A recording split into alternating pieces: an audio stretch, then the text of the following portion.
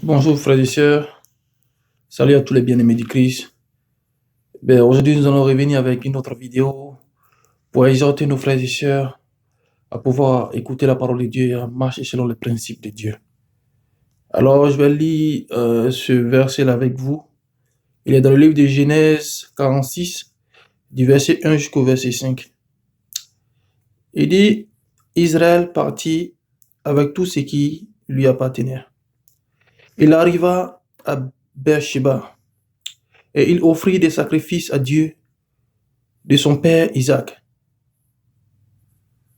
Et il offrit des sacrifices au Dieu de son père Isaac. Dieu parla à Isaac dans une vision pendant la nuit et il lui dit, Jacob, Jacob. Israël répondit, me voici.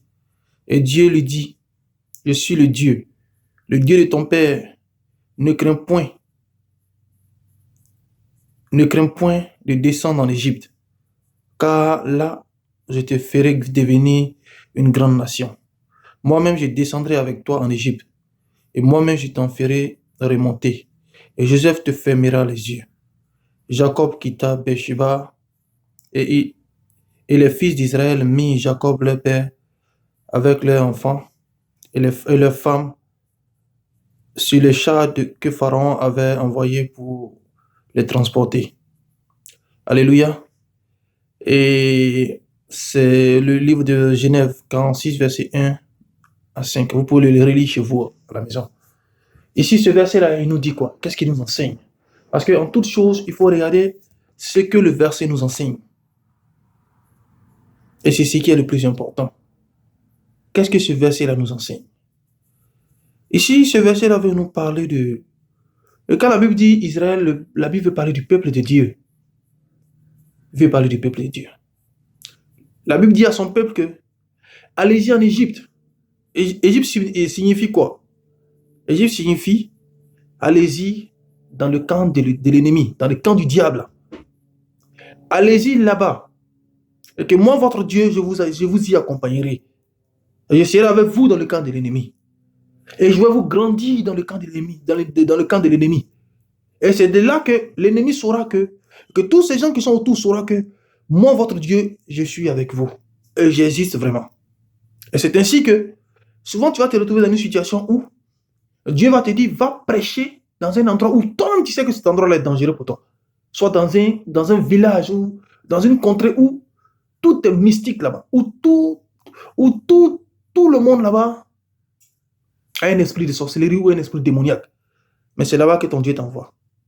Quand toi-même tu regardes l'épreuve, tu te dis, est-ce que je peux y aller? Mais Joseph, il fallait pour Joseph que ses frères puissent le vendre pour que ce que Dieu a prévu là puisse s'accomplir.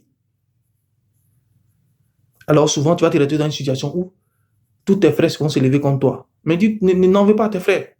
C'est une situation pour toi, afin que Dieu te manifeste dans ta vie. C'est une situation, c'est un canal pour toi, afin que Dieu puisse se manifester dans ta vie. Et c'est cela que ce message-là nous révèle ce jour. Alors, bien-aimés, prenez avec vous, avec votre vie de tous les jours, prenez avec vous la parole de Dieu. Car aujourd'hui, nous sommes jeunes. Et c'est là que nous devons avoir la force de pouvoir parler au nom de notre Dieu. N'attendons pas que nous soyons vieux, dépourvus de tout. Et lorsque tu parles quand tu es vieux de Dieu, on te dit, bon, lui, là, il a déjà vécu sa vie. C'est parce qu'il a fini de vivre sa vie qu'il veut nous empêcher de vivre notre vie. Et les jeunes peuvent raisonner comme ça. Alors, toi qui m'écoutes, toi qui es jeune comme moi,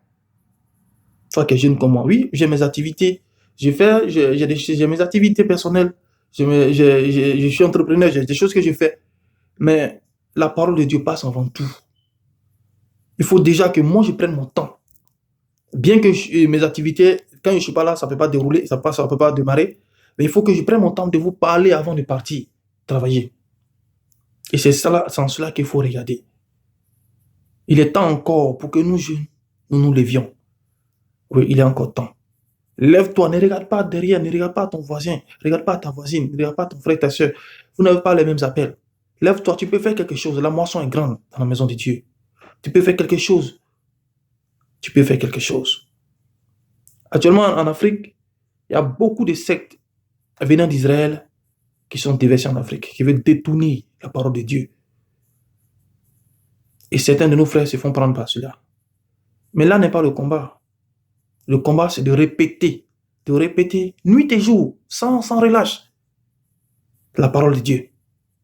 Parce que la parole de Dieu, elle est comme une lampe à nos yeux. Il peut ne pas écouter aujourd'hui, mais demain il va se rappeler d'un verset ou d'une parole que tu lui as dit. Et c'est ça qui va le sauver. Je ne serai pas long, que Dieu vous bénisse, mes frères et sœurs. Et que ce dimanche-là, ce vendredi, aujourd'hui, soit un jour de bénédiction pour vous.